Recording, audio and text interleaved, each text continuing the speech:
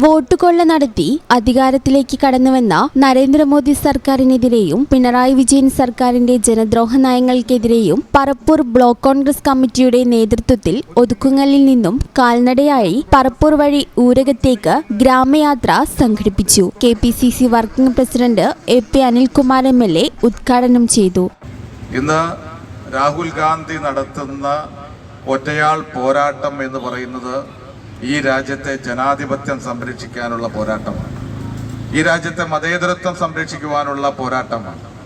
നരേന്ദ്രമോദിക്കെതിരെ പാർലമെന്റിലും പുറത്തും അദ്ദേഹം ശക്തമായി സംസാരിച്ചുകൊണ്ടിരിക്കുന്നത് അദ്ദേഹം ചെയ്യുന്ന ഈ ഗവൺമെന്റ് ചെയ്യുന്ന തെറ്റായ പ്രവണതകൾക്കെതിരാണ്.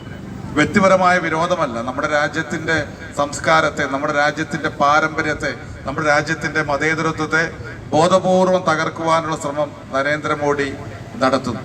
ബ്ലോക്ക് പ്രസിഡന്റ് നാസർ പറപ്പൂർ അധ്യക്ഷത വഹിച്ചു. DCC president VS Joy, DCC secretary Azeez Cheeranthodi, KA Arfath, മണ്ഡലം പ്രസിഡന്റുമാരായ മാനു ഊരകം, VU ഖാദർ, AA റഷീദ്, നേതാക്കളായ AA Kunhippa, പങ്ങിണിക്കാട്ട് Khader, Musa Edappanatt, Ramesh Narayanan, VU കുന്നാൻ, CP Mariyamu, Umbayee Othukkungal, Moideenkutty Haji, Haris Manu എന്നിവർ നേതൃത്വം നൽകി. ഈ ചാനൽ ന്യൂസ് കോട്ടയ്ക്കൽ. ഞങ്ങളെപ്പറ്റി നിങ്ങൾക്കല്ലേ കൂടുതൽ അറിയുന്നത്? പരിശുദ്ധിയുടെ സുവർണ പാരമ്പര്യം. Hayath golden diamonds, Valanchery.